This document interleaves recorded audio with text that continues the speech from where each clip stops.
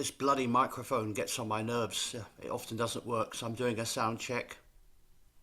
A Somebody I know is telling me that this is a staged event, and that Arla are deliberately pretending to have put an additive in food that isn't really there in order to create a backlash against the dairy industry or something like that. And I'm not going to disagree with him that it's extremely unlikely that the Daily Mail would have our best interests at heart. The Daily Mail have been covering this story, and people are being described as conspiracy theorists. It is probable that there is a ulterior motive behind this. It may be that this additive isn't really being used, or as my contact suggests, this could be a way to attack small farmers. Small farmers have to sell their milk to these big businesses for processing, such as pasteurization and things like that. I'm not convinced that pasteurization is necessary if animals are being well managed. But we've been tricked into thinking that that particular technology is absolutely essential. And frankly, I don't know enough about milk to know. I have had unpasteurized milk in the past, but not in this country. It's a shame because I like my milk. I like my food to be as unprocessed as possible. For example, I seek out what used to be called gold top milk because it's unhomogenized. Mixing milk in with mixing the cream in with the milk isn't natural. So I like my gold top milk. You can still get it, but it's hard to get. 99% of milk that's produced now is both pasteurized and homogenized. Anyway, sort of describing people as conspiracy theorists is not acceptable. I mean, you know, the thing is, do we want cows? Look, my attitude to this issue is this: could there be an ulterior motive for this story? Yes. Is it likely? Yes. But but is it not important that we understand the broader issue of additives in food? I keep saying I don't want sodium fluoride in my water supply. I say I don't want calcium carbonate, which is chalk dust, in my bread. I say I don't want folic acid in my bread because apparently folic just means leaves. So it can easily be obtained from just having some spinach or some greens in your food. But apparently the government claim that up to 200 babies are born every year with some sort of problem because their mother didn't get enough folic acid. And so for that reason, 68 million people have to have an additive in their food. How does that make any sense? You know, and why do food manufacturers go along with it? If I was a bread maker, I'd say, no, I'm sorry, I'm not in the business of mass medication. We want to make flour. We just make flour. We're not adding things to our flour. I think calcium carbonate was originally added to to wheat in World War II, and that was in order because they were claiming people had some sort of shortage of calcium in their diet because of limited milk production. That was the story. So we know that all kinds of additives are given in food. We know that animals are given all kinds of harmful antibiotics. In India, for example, vultures sometimes die because the animals they're eating, the carcasses, some of these animals have been given injections. And despite the fact that a vulture has an incredibly strong immune system, almost the best in the world, even a vulture can't handle that, you know. Their stomach acid, it must be, you know, hard to say, but they you know, if vultures get sick eating things, then you've really got to worry, haven't you? Think about it. I mean, they could probably eat anything. So, so the thing is, it says Arla Food says the product is entirely safe. I don't even care if it's safe or not. There's no reason to stop cows. And another thing is, it's got nothing to do with farting. The so-called methane comes from a cow's mouth. A cow belches, doesn't fart. And I don't give a shit about global temperatures. I think it's a lie. We had a very mild, very, very cool summer this year. Cows won't produce so much methane if they consume bovine. It is hoped. What do you mean it is hoped? We want natural products. Why is that so hard? Why is it so hard for us, for the public?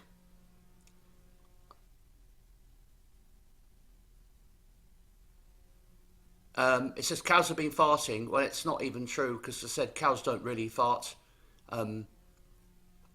It's important not to use it. Another thing is like Arla, fresh for longer. I've never bought that product because I don't like the idea of long life milk in that fashion.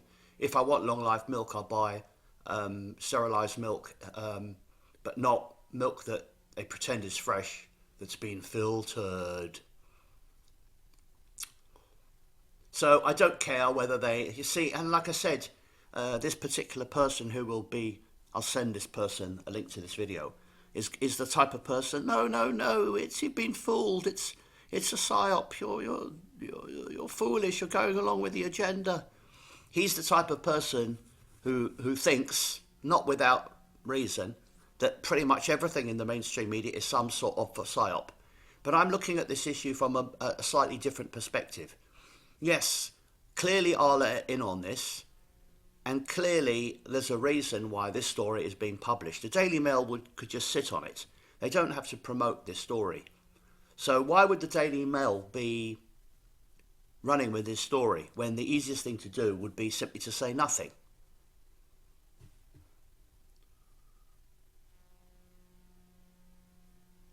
If used as recommended, is fully metabolized by the cow. You see, there you go. If used as recommended.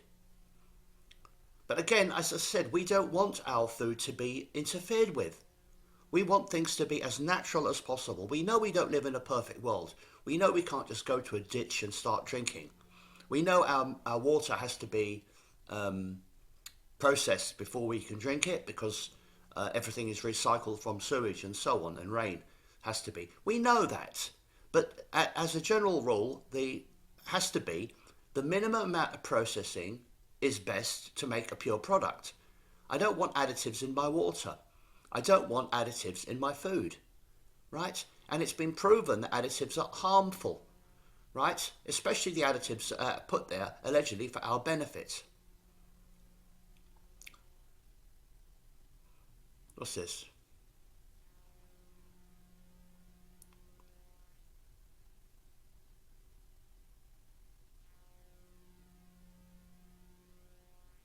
Reduces methane.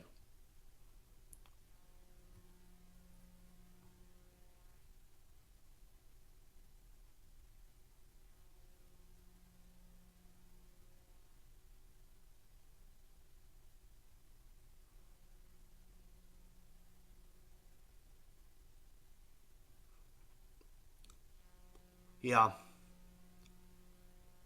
So anyway, I don't. I mean, there's always an alternative explanation for every topic. I accept that. It'd be interesting to find out what the real agenda is. But again, I repeat my initial is that even the public need to be aware of additives in food, and we need to prevent the government authorize. And another thing is, we're told that this is all past the tests. Yeah, but who authorised the tests? And how can tests be guaranteed to be safe? And why is it needed? I don't think it's necessary. I don't think it's necessary to stop methane emissions from cows. Let them eat what they've always eaten. It's grass, not corn. Let them eat let them eat the diet, which is silage, grass in the summer months and so on. Okay, so there is an agenda here. What the exact agenda is another matter.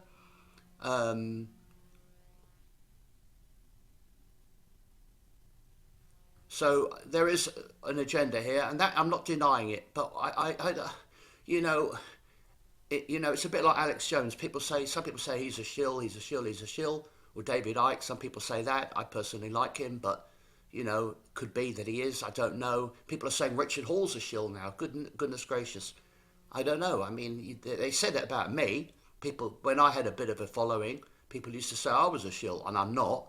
I mean, I know I'm not. I mean, you don't know I'm not because you don't know who I am. You've never met me. And even if you met me, I remember once I lived in China, and at the time I was living in real poverty. I was living in real poverty, and because I was at that time pretty respectful of the Chinese government in terms of how they'd improved people's living standards, and this was pre-COVID, my opinion of China nosedived after COVID because they were in on that. Not because of Wuhan labs, but because of profiteering, and they allowed their country to be smeared, just like the Saudi Arabian government was in on the Bin Laden scam.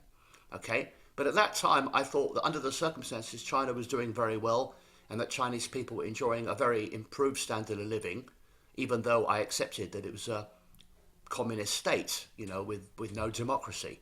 Not that I think democracy works, because it certainly doesn't work in the UK. We don't even really have democracy. How can we have democracy when 18% of the votes result in a massive majority for Labour? That's not democracy. That's just another kind of dictatorship. But anyway, going back to this, and I was living in real poverty, but a lot of people seem to think that I was some sort of agent for the government of China. I said, look at the way I'm living. I was living in real squalor. That's partly because I was really lazy and I didn't want to do. I only did the very bare minimum of work just to survive. If I had enough to eat and a roof, even a very basic one, that would be it. That was enough for me. Oh, it was really tough. But I mean, again, you've got to chase the Yankee dollar. I mean, that's the thing. I've never had much interest in making money, but I would like an improved standard of living. Money does buy you respect, unfortunately. People do like you.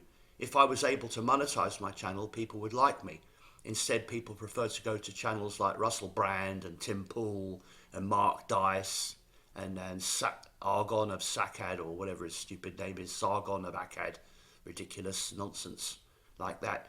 All these people get paid for their work. I never get paid anything for my work. The only thing I've got in 13 years of daily activity is one microphone, which I'm using now. That was the only gift I've got from 13 years of work. No one's offered to give me any money either. Another problem is the vast majority of people who are interested in the truth are actually rather poor, are unsuccessful, because we are not allowed to thrive in this environment. People who try to, people sometimes make a very modest living if they're sincere. They could make far more money. For example, people said, oh, David Icke's making so much money. I don't think he is making a living, because he's very good at what he does. He's making a living. But, I'm sure he was earning far more money as a sports presenter.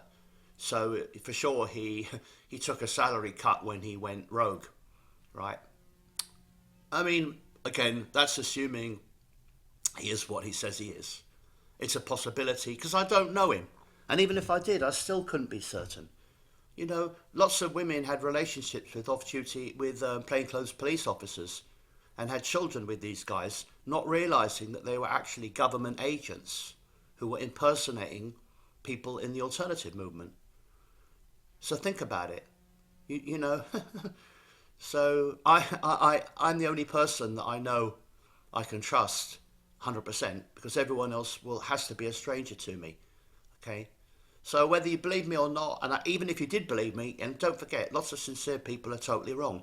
There are millions and millions of people out there who truly believe being vaccinated is good for your health. They really believe that. They're not lying, they're not shills, but they're completely wrong. So for me, I want to be both honest and right. I don't want to sell out. I don't want people to pay me to lie, which is what most experts do.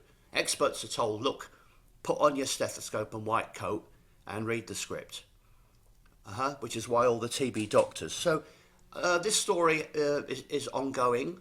I'm not going to deny there's almost certainly an ulterior agenda at work, but even so, the principle of not interfering with the food supply is something that is worth mentioning and has its own Thank you for your time.